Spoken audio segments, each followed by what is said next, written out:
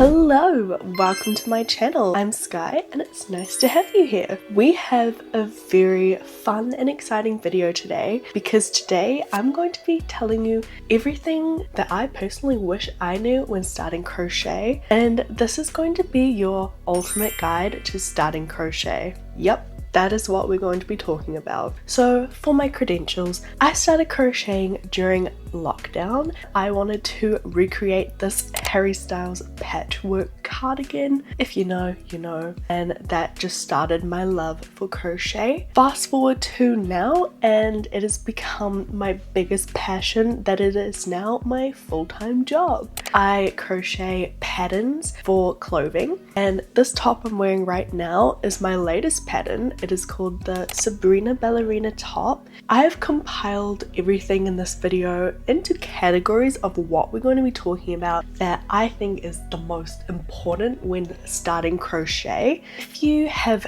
never crocheted before but you're thinking about it, this video is for you. If you have crocheted and you're a beginner, this video is also for you. So there's a lot of things in this video that I'm sure you'll find helpful no matter what your level is. So the categories we're going to cover is what you need to start, how to read a yarn label, how to hold your yarn and your hook, the first stitches you should learn, how to read patterns, common beginner mistakes and how to fix them, and the first projects that you can make as a beginner. So let's get straight into it with our first category, which is all the stuff that you need to actually start your new hobby of crochet. So let's cover some of the basic tools and the things that you need. Let's start off with yarn, which is probably the most obvious. So let's start there.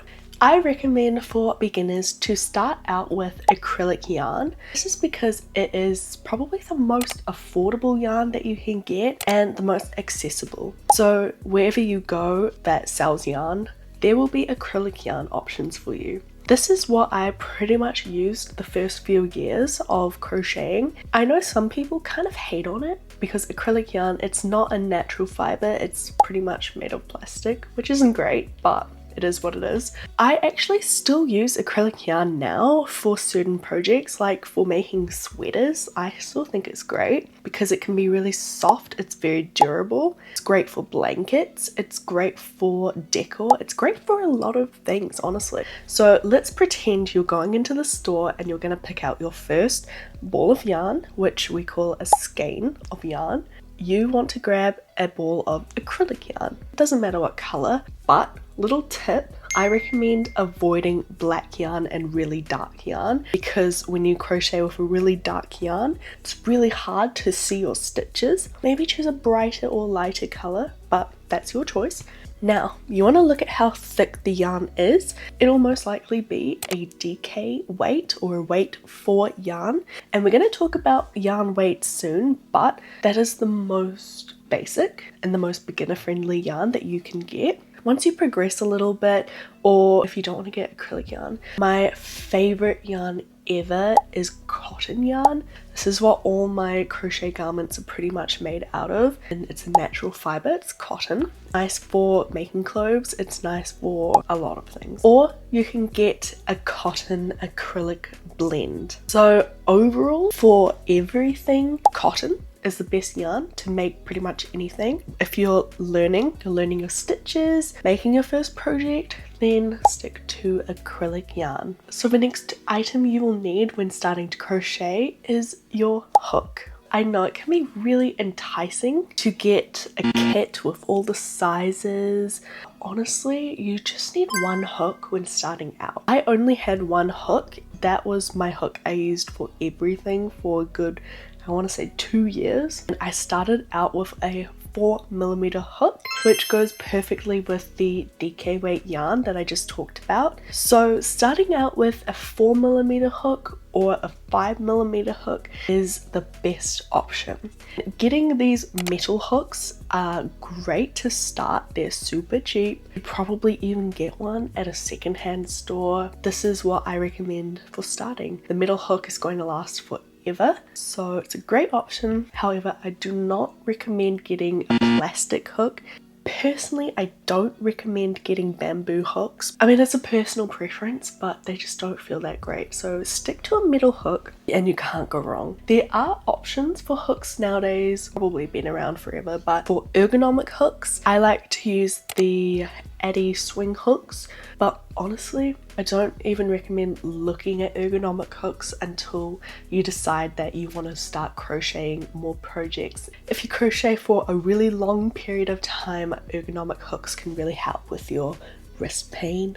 Yeah, crochet comes with wrist pain. But anyway, just a plain metal hook, size 4 or 5 or 4.5, any of that is perfect. 4mm is what I started with, so I think that would be a perfect hook to start with if you only get one hook. And just avoid those like kits that have everything. You really don't need that, and you're probably only going to use one hook. So let's talk about the extra tools that you're going to need, and the obvious is scissors. This one's great because I can almost guarantee that everyone watching this has scissors in their home, and if for some reason you don't, you could use a nail clipper. That is what I use when I travel. I just cut my yarn with a nail clipper on an airplane. But yeah, scissors. And also a tapestry needle. I did not have a tapestry or yarn needle for like the first 3 years I started crocheting. I have to say though, they are really great and I do recommend getting one. It's so easy to weave in your ends with it. But if you don't want to get one yet, I just used my hook to pull my yarn through all the stitches, which works just fine. And instead of stitching with a yarn needle, I would slip stitch. A yarn needle is really handy, and if you can find one, I do recommend getting a yarn needle. And then lastly, for the extras is stitch markers, and I bought a big pack of like 50 stitch markers. But starting out, you can use earrings, like little loop earrings, or you could use a bobby pin or a safety pin. Or what I did when I was starting would take a piece of scrap yarn that's like a different color to my project and just cut a little piece and tie a knot where like on a stitch, and that is what I used to use. Anything to mark a stitch, it's going to be really handy when you are starting out. So that is the list for the things that I recommend when starting out. You don't need all these other weird fancy gadgets when starting out. We have covered everything you need. Let's talk about the next category of what you should know, and that is how to read a yarn label. This is important, and it's something I did not do for a very long time, which would have saved me so much time and hassle. And pretty much a yarn label is going to be your cheat sheet for everything you need to know about your project. Let's talk about what is on this label other than the name. When you turn to the back, there is going to be information that tells you what the yarn is made out of. So it might say 100% acrylic, it might say 100% cotton, 50% cotton, 10% bamboo, 40% acrylic, that kind of thing. And that just tells you what it's going to be made of. Like I said previously, different types of compositions are better for different projects. Like cotton is really good for making clothing. Acrylic is nice for decorations, pillows, blankets. Wool is nice for jumpers. Bamboo is really nice for making garments too. Also, I'll make sure to include a little cheat sheet that you can download in the description box, which will have all the information for this guide, pretty much. It's free, don't worry. So if you want more info, it'll be there. So we have the composition. We also will have a number, which is going to represent the weight of the yarn. Like I said before, DK or 4-ply is like the sweet spot for yarn sizing. Using a DK 4-ply is really great for pretty much every kind of project I can think of. That is what I recommend you to use when starting, and the higher up you go with your number, the bigger the yarn is going to be. On your yarn label, it will also tell you what size hook to use. Do not skip this because I did not look at this when I started out. Like I said, I used my 4mm hook for everything, for thick yarn too, like skinny little yarn. It will tell you what size hook to use. Stick to what it tells you, honestly. It'll make life so much easier.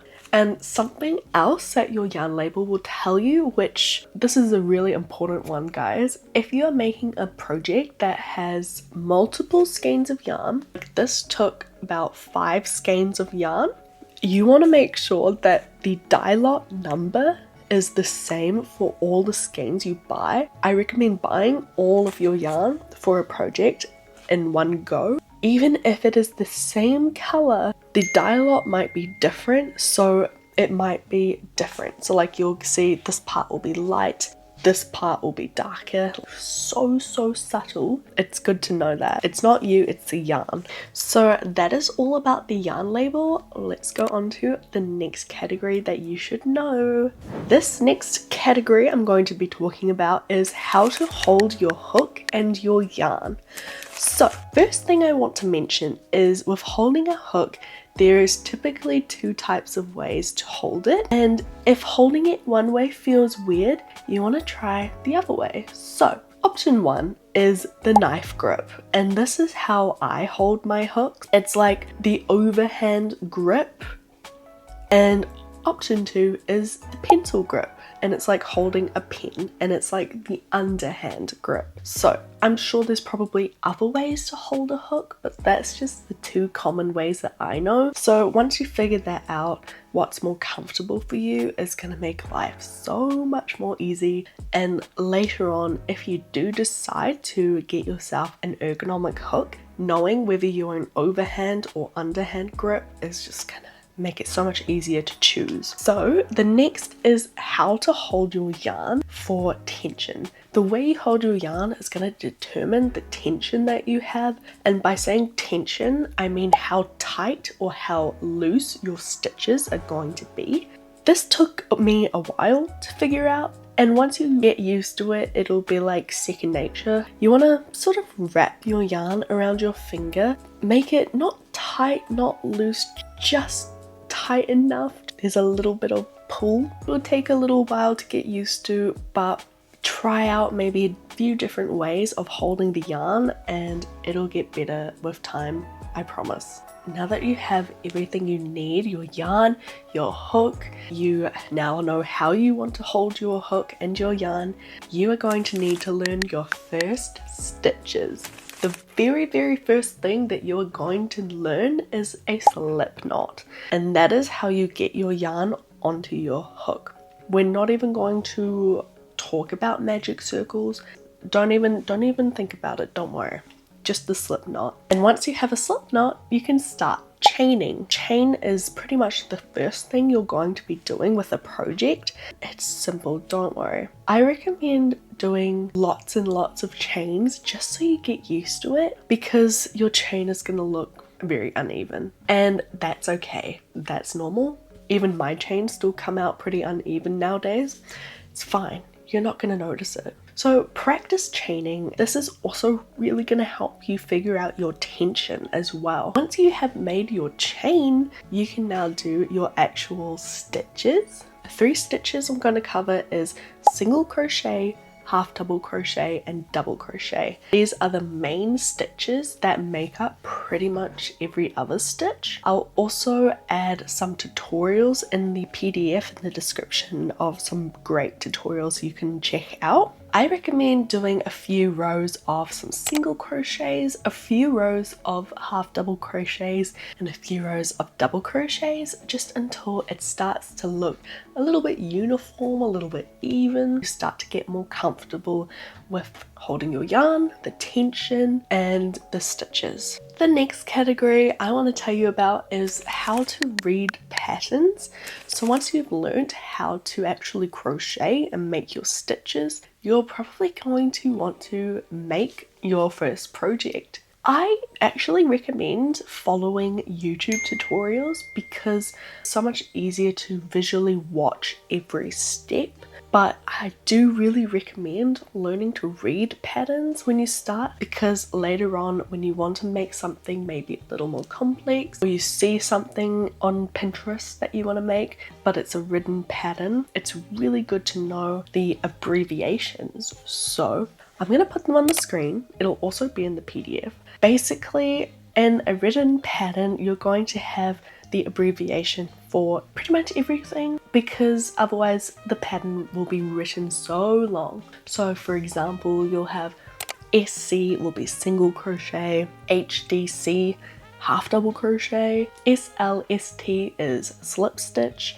Again, it'll take a while to learn them all, but if you think about what could DC be, surely double crochet. Then it's pretty simple, right? Also, there will be different sections of a pattern which represent the rows, which is really important to know that row 1 is its own set of stitches, row 2 is its own set of stitches, so it's going to be different. And if you want to take it a step further, you can even learn to read these charts that are all over Pinterest. Learning how to read these honestly changed everything for me, because once I learned how to read these, I could crochet any stitch I want. It is a bit more advanced, but if you want to learn them, go ahead. It is a great skill to have. Alright guys, now you know how to crochet, let's talk about some common mistakes that beginners tend to make. And if you want a more full in-depth video on this, go check out this video where I cover more in detail some beginner mistakes and how to avoid them. So first thing I want to mention is starting out crocheting, when you have your tension, you don't want your tension to be too tight, because it's going to be so frustrating to get your hook in the yarn. If you notice that your stitches and your chains are really tight, I recommend going up a size for your hook. So if your stitches are really tight or your chain is really tight and you're using a 4mm hook, go up to a 5mm hook and see if that makes things a little bit easier for you. Next thing I want to mention is using a stitch marker or any of the alternatives I mentioned to help you count your stitches, because it is so easy to add stitches or lose stitches. But maybe every 10 stitches or so, add a marker so that you know you are on track with the same amount of stitches for every row. Once you go along, you'll start to see perfect straight edges. It's going to make your life so much easier. And something that I mentioned earlier is making sure that you use the right size hook for your yarn, because if you're using a really chunky yarn and a small hook, it's going to split the yarn. It's going to make it so difficult to crochet. It's better to just use the right size hook from the get-go. And like I said, you can look at the yarn label and it's going to tell you exactly what size hook to use. So those are 3 little beginner mistakes and how to fix them. Now I want to tell you some projects that you can make which is going to help you to practice your stitches and get a little bit better. The first one I want to mention, which is my favorite, and I still do this, is making dishcloths or face cloths. Now if you do make this, you will want to use 100% cotton. That is pretty much essential because it's going to get wet, and wet acrylic yarn feels disgusting. I'm just gonna say it. So this is really great because essentially all you're going to be doing is crocheting a square. And you can practice all types of stitches with this. You could do just single crochets, you could do a square of just double crochet, or you can do a square of, I don't know, a new stitch that you see on YouTube that you want to try out. Something else I recommend is coasters, and you also want to use cotton yarn for coasters if you're going to be putting something hot on it. You could do a small square, you could practice a circle, try out different stitches, and do all different types of styles. Something else is a scrunchie. If you like scrunchies, it's really simple to do, and you crochet around a hair tie and then you can actually wear something that you've crocheted. It's very, very rewarding. If you would like me to make a video on some really easy beginner or first projects that you can make, let me know in the comments and I'll do that for you. I'll also add some more to the PDF. That is pretty much everything to start crocheting.